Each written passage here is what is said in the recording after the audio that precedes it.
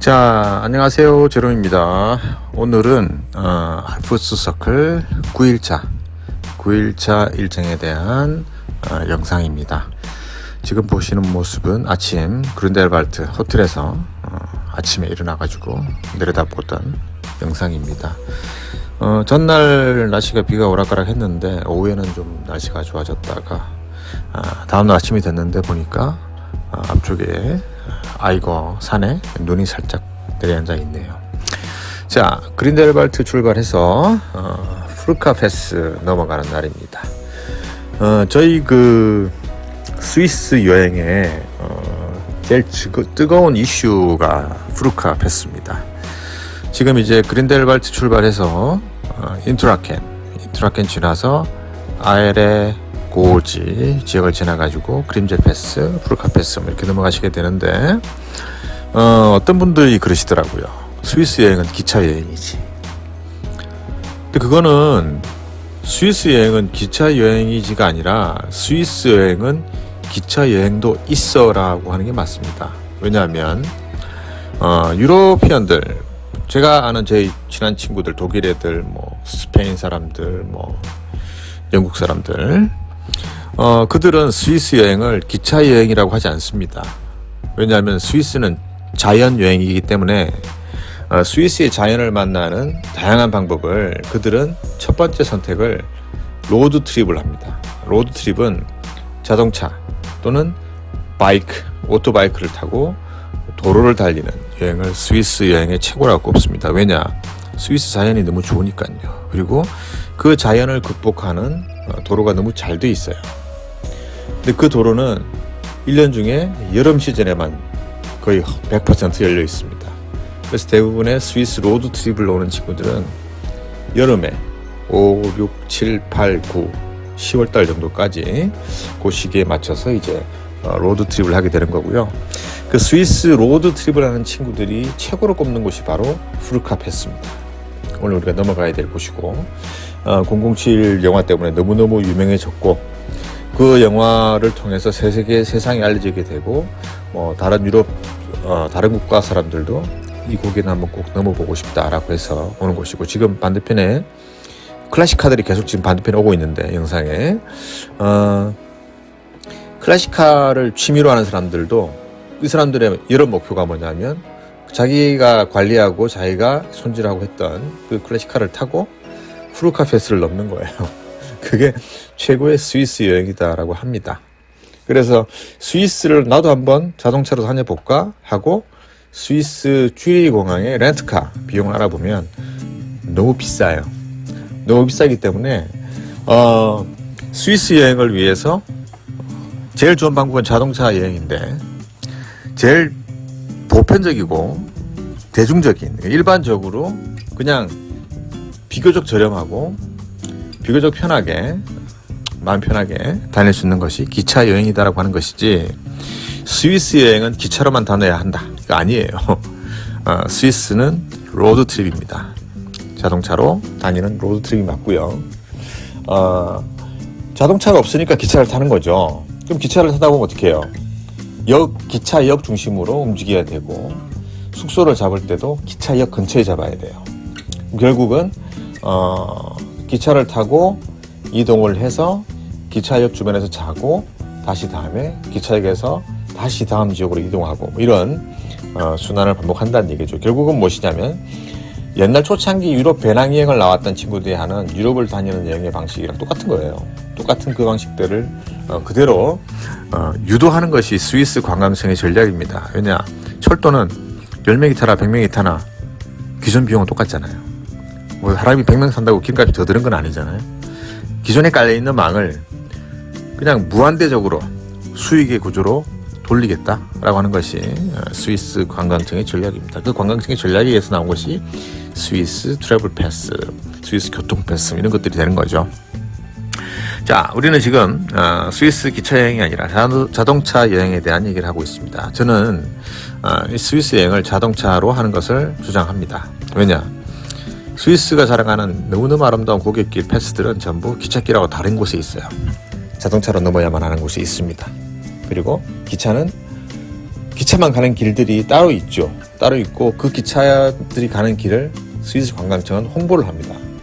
뭐 너무너무 아름다운 길, 드라마틱한 길, 빙하의 길 뭐 이런 식으로 홍보를 해서 그 기차를 타는 사람들 많이 유치를 하려고 하는데, 기차 타면 일단 갈아타는 시간 많이 걸리고요. 기차가 느려요. 갈아타는 시간 많이 걸리고 기차간에 사람들 많이 타서 시끄럽습니다. 그리고 1등석 기차가 아니고 지정석이 아닌 경우에는 치열한 자리 싸움, 눈치 싸움 해야 되죠. 그리고 옛날 어릴 때는 몰랐는데 이제 기차를 타면 기차 안에 시끄러운 애들이 너무 많더라고요. 한국 사람뿐만 아니라 중국 사람, 유럽 사람, 스페인, 이태리 사람, 온 동네에서 온 사람들 중에 기차 2등 가는 정말 돗대기 시장입니다. 스트레스예요. 그래서 하루를 그냥 기차를 타고 움직이다 보면 하루가 그냥 가는 거예요. 그래서 스위스 트래블 패스나 기차 패스도 데이별로 팔잖아요. 날별로. 왜냐? 기차 타다 보면 하루가 가니까. 그러다 보면 스위스에서 5일, 일주일 있어야 되는 거예요. 왜? 기차 타고 다니다 보면 그만큼 시간에 대한 부분들이 탁 잡혀 나오는 것이기 때문에. 그런 기차를 타고 다니면서 버리는 시간을 극복하려면 자동차 여행이 제일 좋습니다. 그리고 자동차는 움직이는 순간순간에 즐겁고요. 스탑해도 즐겁고 루트를 어떻게 잡아도 즐거워요. 그래서 저희 돌롬히 스위스 또는 스위스 일주 다양한 저희 유럽 자연여행에 항상 스위스 루트를 잡을 때 후르카 패스, 제일 안전한 시기는 사실은 7, 8월이죠. 후르카 패스가 막힐 일이 없는. 근데 이제 매년 눈 내리는 시기와 길이 막히고 열리고 하는 시기들은 다르기 때문에 한 6, 7, 8, 9 정도는 안전하게 다닐 수 있고, 5월에서 10월은 사실 후르카 패스를 넘는 날이 뭐 불가능한 날이 생길 수도 있어요. 하지만 그럼에도 불구하고 후르카 패스는 도전해 볼 만한 스위스의 자랑입니다. 지금 그린델발트 출발해서 후르카 패스를 넘어가기 전에 고개를 하나 더 넘어가는데, 그 고개 이름이 그림젤 패스죠. 한국에 얼마 전에 방영했던 예능 텐트 밖은 유럽, 그 방송팀도 그린델발트에서 이태리 넘어가는 루트를 이 그림젤 패스, 후르카 패스, 그리고 고타드 패스 이렇게 루트를 잡았는데, 저희는 그림젤 패스, 후르카 패스, 그리고 넘어가서 란트콰르트, 코모 또는 샤모니, 체르마트, 그린델발트 이 순서가 저희의 그 시기별 또는 루트별 또 이렇게 포커스별 트레일 투어마다 순서가 다르기 때문에 어떤 투어는 그린델발트에서 넘어가는 경우도 있고 어떤 투어는 체르마트에서 넘어가는 경우도 있고 뭐 그렇죠. 그래서 밀라노 지역을 넘어가는 다양한 루트 중에서 저희가 항상 그 꼬모 루트를 선호하는데, 꼬모 루트를 선호하는 이유는 넘어가기 편하고 시간이 좀 덜 걸리고, 그리고 가는 동안 한 번도 심심하지 않을 정도로 경치가 너무 좋아요. 흔히 말하는 스위스의 남쪽 이태리어권 호수 지역을 보고 가기 때문에 그렇습니다. 자, 그래서 지금 이 일정은 그 그린델발트에서 그림젤 패스를 넘어서 후르카 패스를 가는 날이었어요. 지금 9월달이잖아요. 9월달인데 아래쪽은 괜찮았는데 지금 그림젤 패스를 올라오다 보니까 지금 빗방울이 떨어지고 있어요. 이 빗방울은 곧 눈으로 바뀝니다.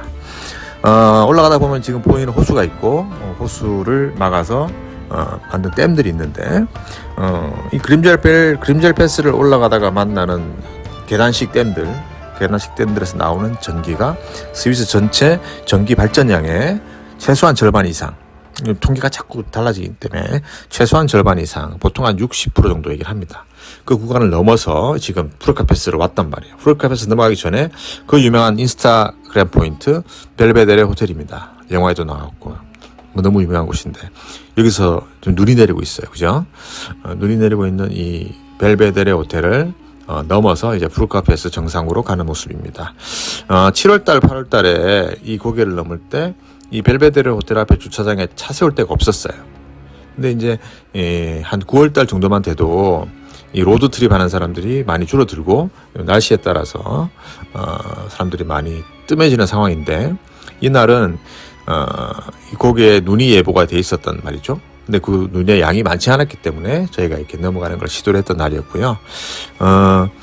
올라가는 고갯길 뷰도 좀 열려 있고 거기다가 아래쪽은 날씨 좋았던 구간부터 비 내리는 구간 그리고 정상에 눈 내리는 구간까지 한 번에 보았던 그런 날이었습니다. 그래서 저는 사실 이날 이 푸르카 패스를 넘어가는 이날이 2022년 우리 스위스 여행의 푸르카 패스를 넘는 마지막 날이 될 줄을 몰랐어요. 왜냐하면 이때가 9월 중순경이었기 때문에 9월 말 10월 초까지는 넘어갈 수 있기 때문에 통상 이상이 없을 줄 알았는데 이날 우리가 이 영상에 보이는 이날 넘어간 다음 날 푸르카 패스는 막혔죠. 눈 때문에 막혀서 한 3, 4일 정도 막혀 있다가 그 이후에 다시 열려서 10월 초까지 푸르카 패스는 완전히 닫히지는 않고 일시적으로 닫혔다가 열리는 그런 상황이었습니다. 그만큼 험난한 구간인데 이 험난한 구간인 푸르카 패스를 넘는 재미가 너무 좋아요.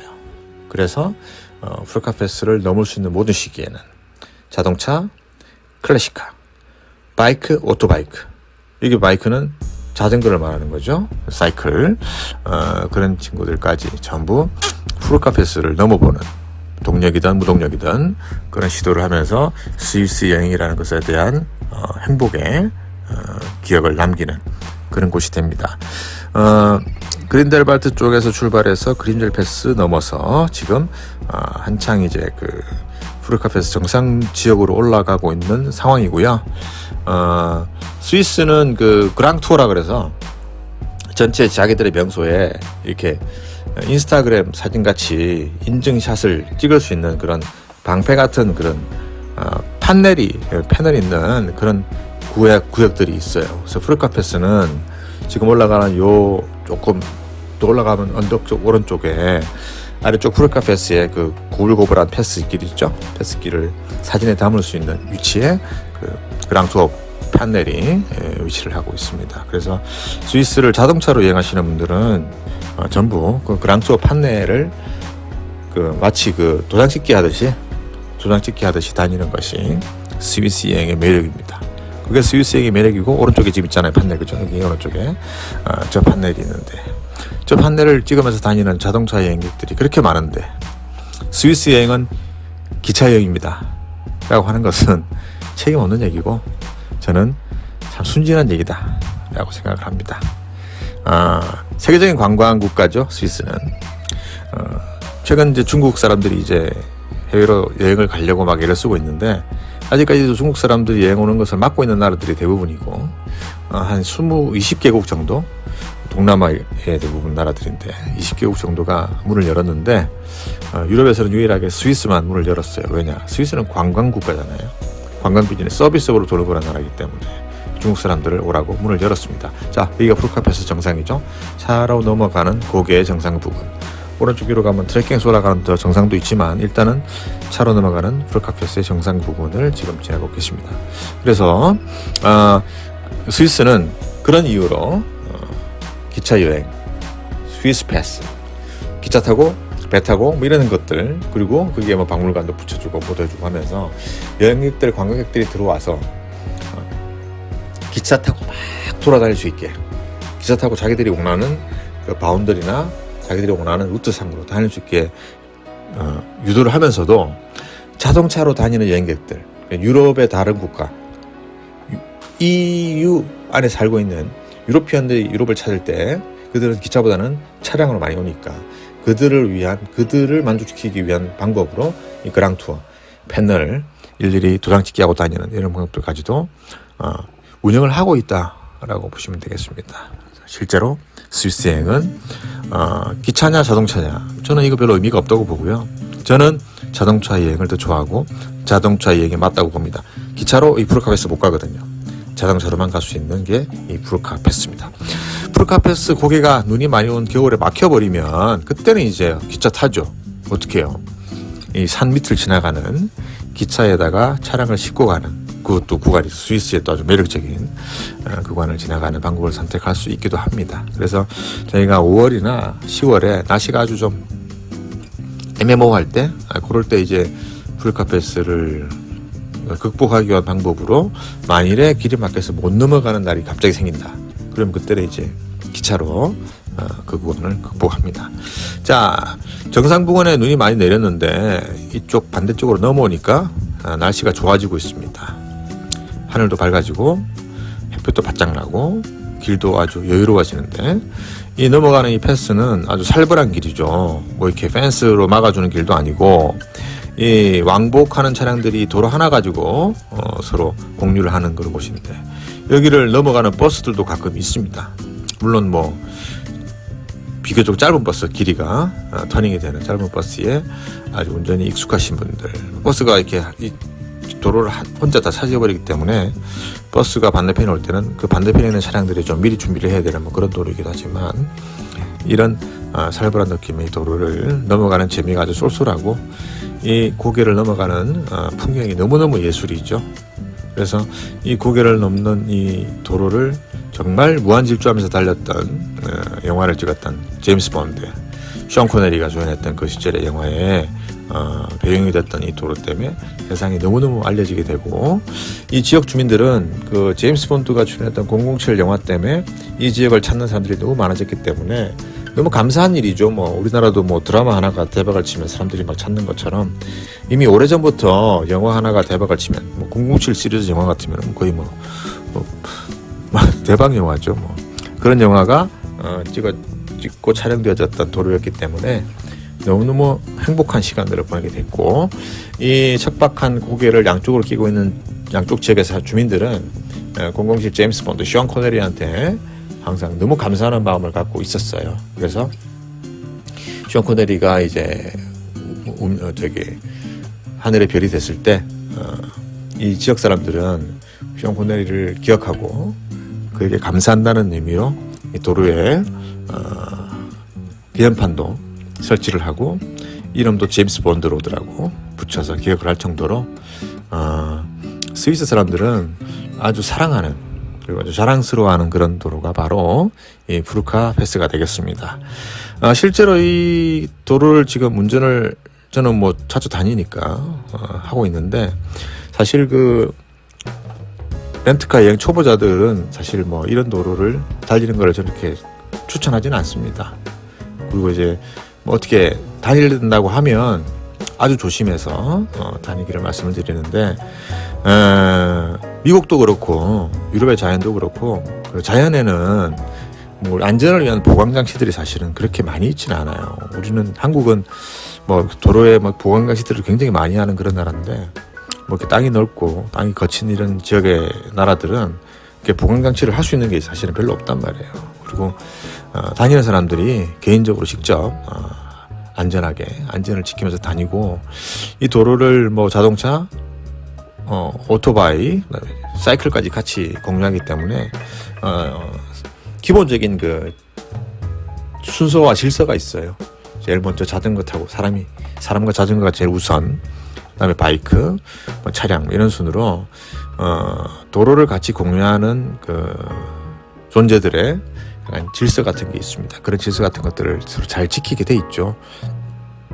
양보가 기본이고, 그래서 싸우지 않는 그런 운전을 하는 곳이기 때문에 이런 험난한 도로들도 특별한 문제 없이, 큰 사고 없이 사람들이 잘 다닙니다. 오히려 뭐 터널 구간에 있는 그런 데서는 사고들이 자주 나도, 오히려 이런 그 패스, 고갯길 넘어가는 부분들에서는 생각보다 사고들이 별로 안 나는 것 같은 느낌이에요. 그만큼 서로 조심하고 서로 지킬 거 지키고 그러고 다니면 안전하게 다닐 수 있습니다. 2022년에는 저희가 원래 7, 8월에만 그 프루카 패스를 넘는 일정이었어요. 근데 이제 22년 일정을 진행하면서 저희 여행을 신청해서 오시는 분들, 그리고 저희 여행 오시는 분들이 다 뭐 처음 오시는 분도 계시지만 여러 번 오신 분들이 많이 계시기 때문에, 미서부부터 오신 분들이 많이 계시기 때문에 그분들을 위해서 뭐 예약을 받아놓고 제가 세팅을 하면서 프루카 패스를 가는 일정으로 이렇게 업그레이드 또는 업데이트를 시켰던 기억이 납니다. 뭐 왜냐하면 갈 수 있는 시기니까, 갈 수 있는 시기에 스위스 구간에서는 프루카 패스를 넘는 구역을 넣는 게 좋겠다라고 해서 이 9월달 이 일정도 사실은 원래는 프루카 패스를 넘는 일정이 아니고, 프루카 패스를 뺀 다른 지역들, 다른 루트로, 뭐 몬블랑 터널이나 다른 루트로 가야 되는 투어였는데, 푸르카 패스를 한번 경험해 볼 수 있도록 해서 일부러 이렇게 달려봤습니다. 뭐 너무들 좋아하셨고요. 실제로 스위스 여행을 예전에 뭐 버스로 와보셨던 분들도 그 버스 투어가 가는 길은 한계가 있으니까 이런 그 루트를 드라이빙해서 중간중간에 뭐 볼거리 좋은 데서 내가 사진 찍고 이러고 다니는 거를 굉장히 만족스러워 하시고 행복해 하십니다. 그럴 수밖에 없죠. 좋으니까. 자동차 여행의 장점이 그런 거잖아요. 가다가 좋은 곳이 있으면 내려서 바로 보고 간다. 사진 한 장 찍고 간다. 기차 여행의 단점, 아무리 좋은 곳이 있어도 기차 창 안에서 사진 찍어야 한다. 그리고 맨날 쓰는 곳만 서야 한다. 그리고 맨날 갈아타야 되기 때문에 갈아타느라고 정신이 없다. 차량은 그런 게 없잖아요. 연결되어지는 루트로 열심히 다니면 되는 거니까. 자, 그래서 우리의 그랜드 서클 9일차 그린델발트에서 그림젤 패스 그리고 푸르카 패스를 넘어서 숙박은 그 꼬모 인근 지역까지 갑니다. 꼬모 인근 지역까지 스위스 남쪽 스위스랑 이태리 국경에서 국경 지역 도시가 결국은 꼬모니까 꼬모 인근 지역까지 가고요.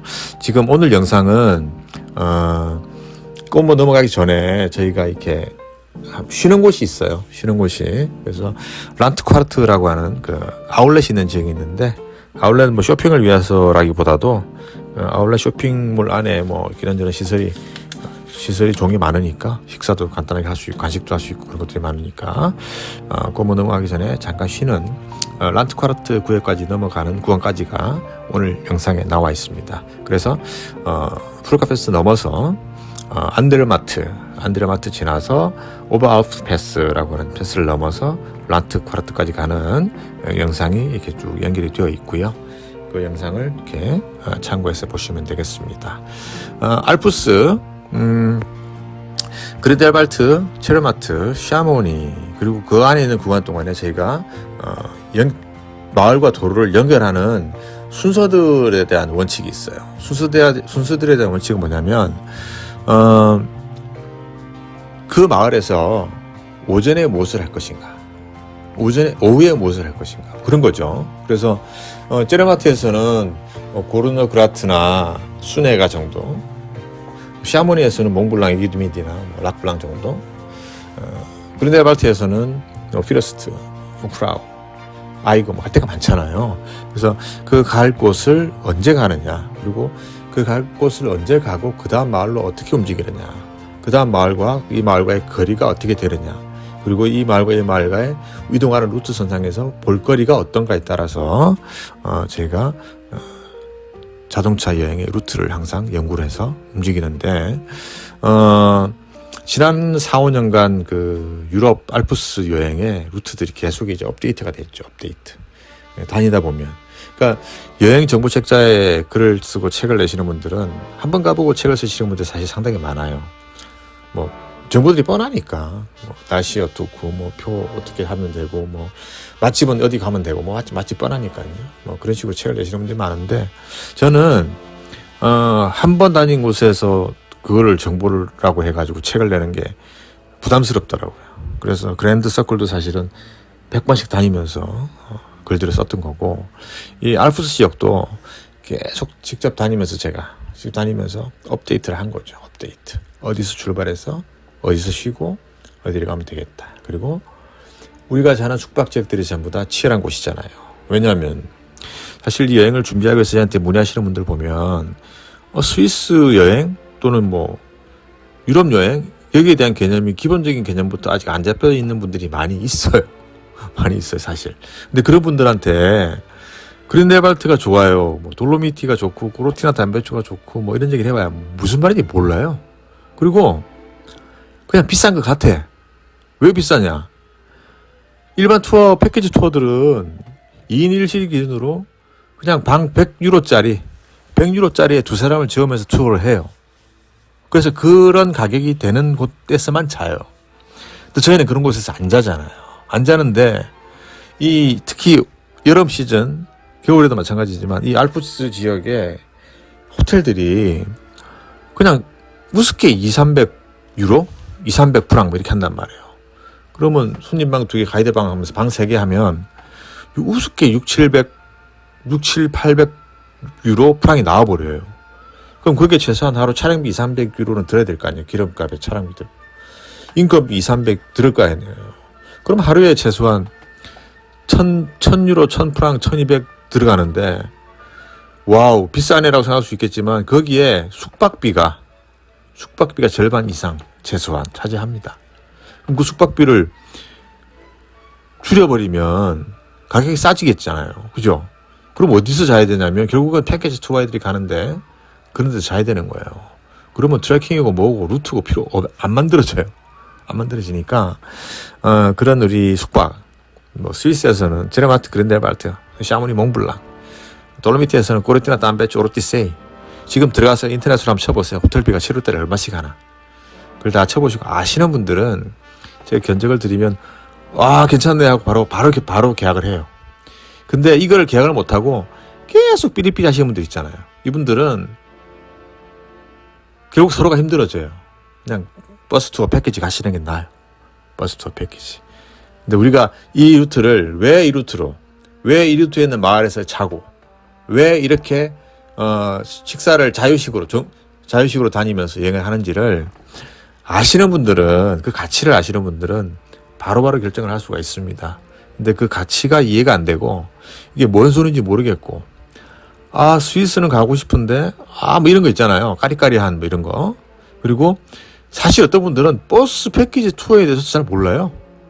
그것마저도 모르시는 분이 어째서 보고 저희한테 와가지고 뭐 저희 투어를 막 얘기하시는 분이 있으시더라고요.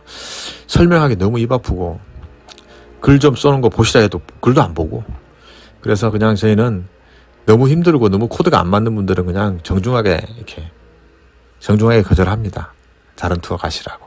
근데 예전에는 다른 투어 가라 그러면 삐지시는 분들이 계셔서 요즘에는 그렇게까지 말은 안 하는데, 자, 여기 지금 제임스 본드 포인트 잠깐 썼어요. 여기에 이제 션 코네리한테 한 추모 감사패가 있습니다. 자, 그렇게 해서 지금 이제 하단 쪽으로 내려갑니다. 그래서 저는 그 자연주의 여행 창작자잖아요. 그리고 어떤 루트로 어떻게 다녀야 이 여행이 행복하고, 사실 평생 살면서 유럽 여행을 위해서 열흘, 2주, 일주일 시간 내는 게 사실 쉽지 않아요, 누구나. 근데 쉽지 않은 그 시간에 일부러 시간을 내고 여행을 와가지고 정말 재미없는 거, 의미 없는 거, 그런 곳을 따라다니면서 시간 낭비할 필요 없잖아요. 좀 더 싸요, 사실. 패키지도 싸잖아요. 싸다고 그렇게 돌고 나면 이 좋은 나라, 이 좋은 알프스와 돌로미티를 제대로 보지도 못하고, 나는 거기를 한번 갔다 왔던 기억이 있네. 그게 뭔데? 그냥 스위스 갔다 왔네. 루체른 가서 다리 사진 한번 찍고 그 앞에 시계 가게 쇼핑 한번 하고 그냥 지나왔네. 뭐 이런 게밖에 안 남는 거죠. 그래서 저희의 컨셉, 저희가 숙박지를 고집하고 자유식을 하면서 여행을 다니고, 그리고 돌로미티와 알프스의 그 중요한 트레킹 코스들, 이런 것들을 고집하며 다니는 이유를 아시는 분들은 빨리빨리 결정해서 오십니다. 그래서 그런 거를 잘 알고 그런 거에 대한 이해를 많이 하신 분들이 저희 여행을 많이 오시면 좋겠습니다. 자, 지금 이제 내려가는 이 언덕길 거의 다 내려왔는데요. 조금만 더 내려가면 그 후르카페스를 넘지 못하는 시기에, 또는 뭐 후르카페스를 굳이 안 넘어도 되는 차량들이 있잖아요. 우리는 여행이니까 뭘 넘어가면서 구경을 하지만, 이 사는 사람들은 이 넘는 시간보다 그냥 기차로 빨리 가는 게 편할 수 있으니까 그 사람들은 기차를 타고 가는 동네가 이 동네예요. 리알프라고 하는 동네고, 여기 오른쪽, 지금 이 도로상 오른쪽 올라올 때 반대쪽으로 왼쪽으로 들어가면 기차역이 있고, 기차에다가 차량을 싣고 바로 뿅 통과하면은 이 구간 통과하는데 뭐 한 20분 정도면 통과를 해버립니다. 저희가 사실 후르카페스를 차량으로 넘으면 최소한 2시간 걸려요. 근데 거기를 한 20분 정도 만에 돌파해버리는 그런 길이 있습니다. 물론 돈은 내죠. 30-40프랑 돈은 내지만 그 돈을 내는 만큼 시간과 연료를 아끼면서 갈 수 있는 길이 분명히 있습니다. 그래서 지금 보시는 모습이 리알프 후르카페스에 고개를 넘는 사람이든 기차로 가던 사람이든 언제든지 들어가야 되는 구간이다라고 보시면 되고요. 그 구간을 지금 지나고 이제 앞에 안데르마트라고 하는 스위스의 흔히 말하는 동남쪽이죠. 동남쪽 스위스 전체적인 지도를 보면 스위스 동북쪽에 쭈리히가 있고 스위스 서북쪽에 주네브가 있고, 그죠? 가운데 산이 있고, 그죠? 오른쪽 동남쪽 지역 이태리 국경, 독일 국경으로 넘어가는 그쪽 지역인데, 안데르마트라고 하는 스키타운입니다. 스키타운. 주변에다 스키장 겨울에 많이 있는 곳인데, 안데르마트를 지나서 여기서 다시 고개를 또 넘어가요. 스위스에 패스가 너무 많습니다. 패스. 뭐 스위스 패스의 패스가 아니라 바소, 이태리 말로는 바소죠. 패스, 고갯길. 그래서 알프스 전체를 넘나드는 멋진 고갯길들이 너무 많은데, 그 멋진 고갯길 중에서 그 흔히 말하는 탑3, 탑5, 탑10 이렇게 많이 꼽는데, 그 탑3, 최소한 탑3 안에 항상 프루카 패스가 들어가고요. 제가 아는, 또 저는 스위스 패스의 최고 아름다운 패스는 프루카 패스다라고 얘기합니다. 그리고 이제 지금 넘어가는 오베알프 패스 같은 곳은 탑10 정도 구간이지만, 프루카 패스를 보고 넘어갈 때는 여기에 대한 감흥이 좀 덜하죠. 반대로 넘어올 때는 프루카 패스를 보기 전에 이 고갯길을 보면 이 고갯길도 너무 좋아요. 너무 좋고, 이 탑10 정도 가는 이 고갯길에 횡단열차, 그죠? 거기 말하는 그 스위스 철도회사가 자랑하는 빙하트급이 앞이 지금 기차 지나가잖아요, 그죠? 빙하트급이 넘어가는 구간이고, 넘어가다가 잠깐 쉬었다 가는 기차역도 이 위치에 있습니다.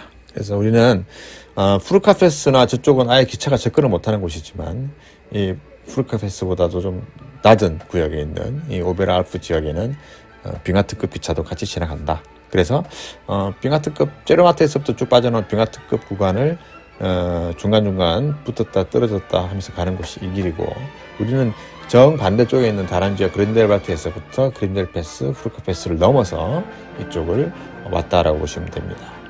다시 한번 말씀드리지만, 저는 스위스 여행은 자동차 여행이다라고 생각합니다. 저는 유럽 전역을 자동차 여행으로 다니는 것을 제일 최고라고 꼽는 사람이지만, 스위스는 특히 이런 산악지역, 패스, 고갯길들을 자동차로 넘다가 잠깐 서서 구경하고, 자동차로 넘는 고갯길 정상이 아름다움의 정상 극치에 있습니다. 극치에 있으니까 그것을 꼭 보고, 그리고 그 자동차로 그린델발트 깊숙이, 그리고 지네마트 깊숙이 들어가서 볼거리들이 너무 많습니다. 그린델발트에서 라우트브룬에 쉴토론 가는 그 길도 자동차로 가면 30분 거리지만 기차로 가면 거의 2시간 거리라고 봅니다. 왜? 갈아타고 노선이 다르기 때문에. 그래서 기차를 타고 다니다 보면 그린델발트에서 라우트브룬에 가는 것도 귀찮아지게 돼요. 왜? 시간도 많이 걸리고 갈아타니고 막 짜증나니까.